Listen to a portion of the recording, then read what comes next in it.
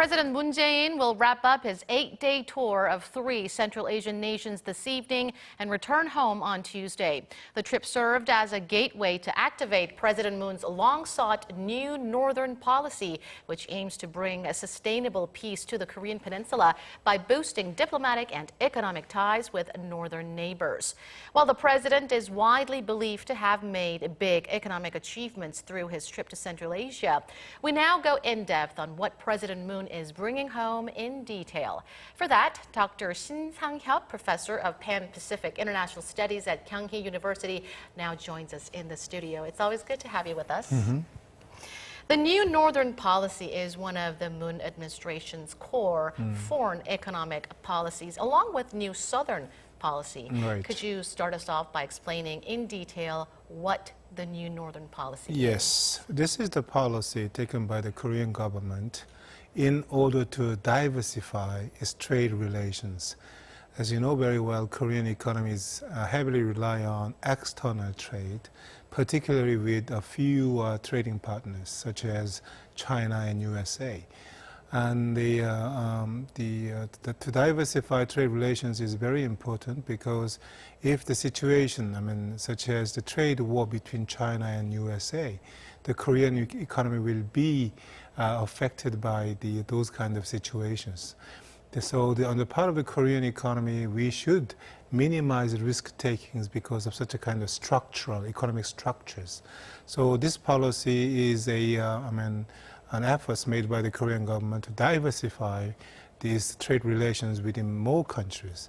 In this context, the Central Asian countries could be potential, very important potential trade partners. So the New Northern Policy included the further developed economic cooperation with these countries. And the other one is New Southern Policy. That means the economic cooperation with the countries in southern part of the Korean, from the Koreans' perspectives. Sounds like a much-needed effort for Korea's sustainable economic development. Now, as part of efforts to engage Korea's northern neighbors in the New Northern Policy, President Moon Jae-in has visited 3 Central Asian nations, namely Turkmenistan, Uzbekistan, and Kazakhstan. Now, how significant are these 3 countries for his push for the New Northern Policy? Well, I already explained what the New Northern Policy is. So we should pioneer new markets. In this context, these countries could be a very, very important and very good trading partners in the future. So to maintain the economic dynamism, to achieve the sustainable economic development in Korea, we should strengthen the economic ties with these countries. And secondly, regarding these countries, geographically, they are located in a very, very important location. They play the bridge role connecting Europe and Asia. So by using these countries as a kind of the places where we can keep the exporting products or bring our exporting products via these countries. So those kind of things are very important aspects of these countries. So we have to put more importance on the economic relations with these countries. President Moon's first stop was Turkmenistan, a nation of rich energy resources. And there the president strived to help Korean firms tap into Turkmenistan market by signing some 25 documents, some of which include the promotion of industrial sectors ranging from energy and logistics to health and Medicare. Could you tell us more about those agreements? Well, in fact, the Turkmenistan is not very well known among Koreans, but certainly along with the Uzbekistan and Kazakhstan, this country is emerging as one of the very important country among Central Asian countries for Korean economy. Because the Turkmenistan has 4th largest amount of the natural gas, to develop these, natural gas. Already one of the Korean business conglomerate entered into this country, and they started the businesses over there. I think this can be a kind of stepping stone for the future Korea and Turkmenistan economic cooperations. And as I said before, the Turkmenistan is located in a very important place. Say again, for us, we have to strengthen economic relations with the European countries. And then so far we have strengthened economic ties by ship or by airplanes. But if we can have the more economic, relations through railway or through road, maybe the future economic cooperation between Europe and the South Korea could be developed further. In this context, Turkmenistan is located in a very important place from these aspects. The second leg of his Central Asian tour was in Uzbekistan. Right. And there, the Korea-Uzbekistan relationship was elevated to special strategic partnership. Yes. Now, this is an upgrade from the establishment of just a strategic partnership Yes.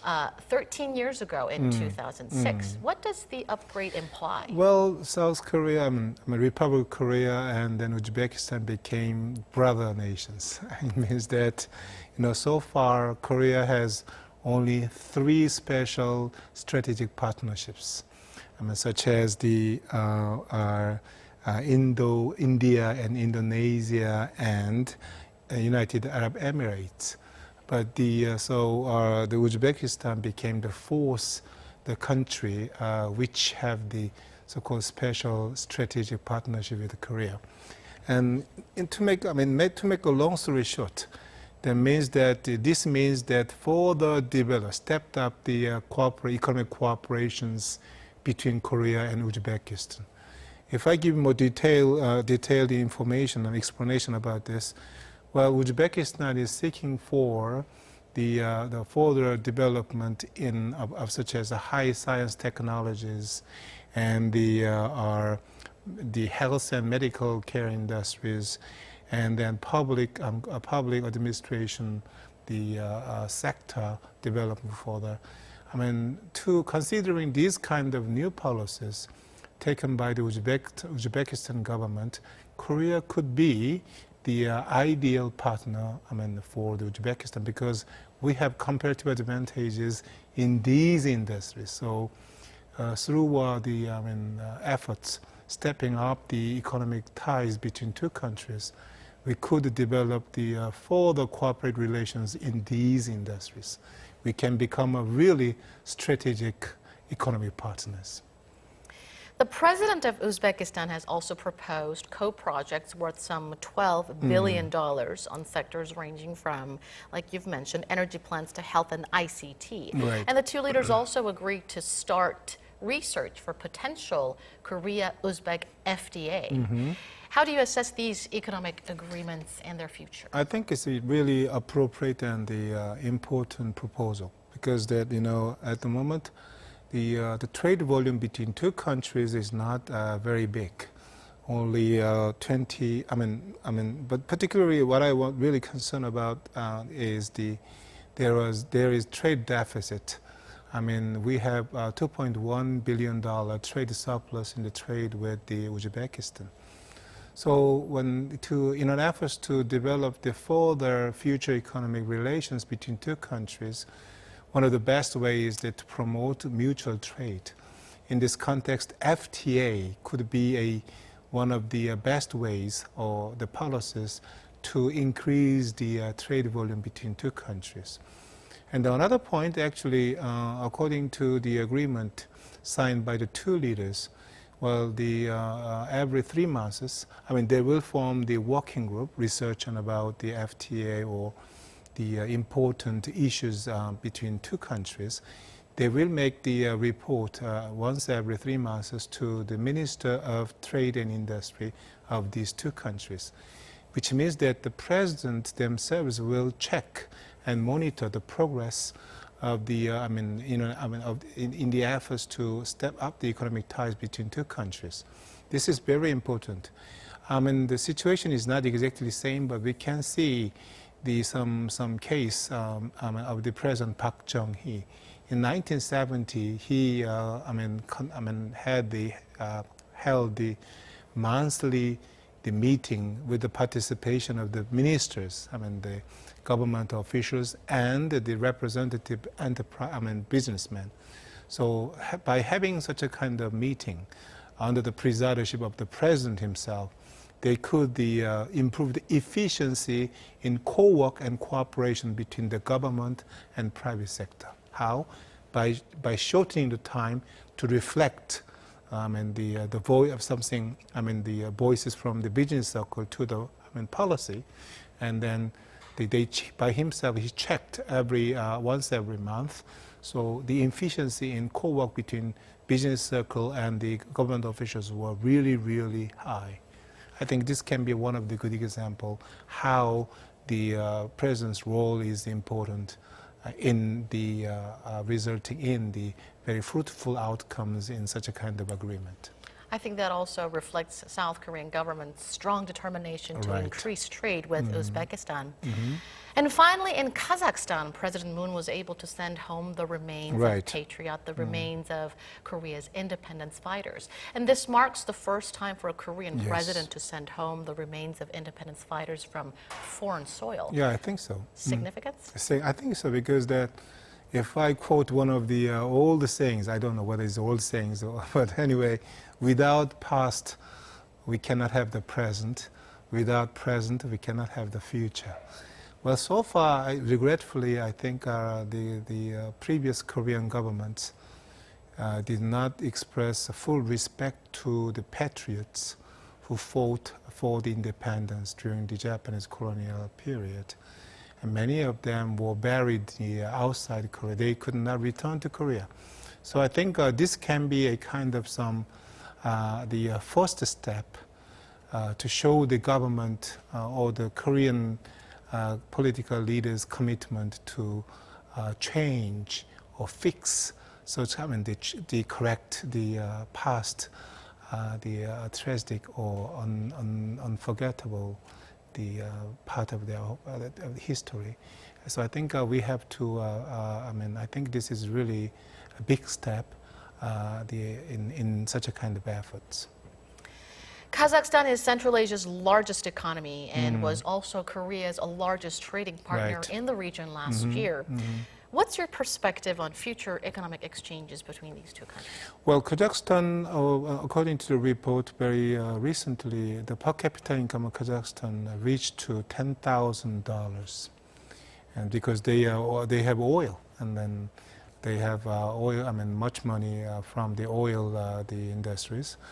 And so far, they focus on, they develop their own economy, focusing on traditional industries. But these days, with the oil money and then with the new president, they want to focus on ICT or high-tech industries and even service sector to some degree. And then, as I said before, the Korea has competitive advantages in those areas. We have #1 position in IT industries. So definitely we could further develop the economic ties with the Kazakhstan. And then the one thing but we have to concern about is that, Kazakhstan has a very vast land, but total number of population were relatively small. So from the business perspectives, it was quite difficult to have some market. To sell something, the population of the place is very important.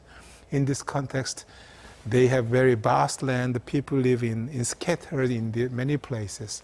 So it has been one of the difficulties for foreign business, investors or businessmen to enter into Kazakhstan market. But they focused on more value-added and more future-oriented industries, which means that, well, the population of the market, is important, but it became less important from the foreign businessmen's perspectives. In this context, the future relations between Korea and Kazakhstan could be very fastly developed than our expectation. And then certainly Kazakhstan could be one of the most attractive market among Central Asian countries. Well, thank you, Dr. Shin, for your comprehensive analysis today. My pleasure. Thank you. And that wraps up this edition of News in Depth. Thank you for being with us. We'll be back with more timely and interesting topics to discuss with an expert. Same time tomorrow.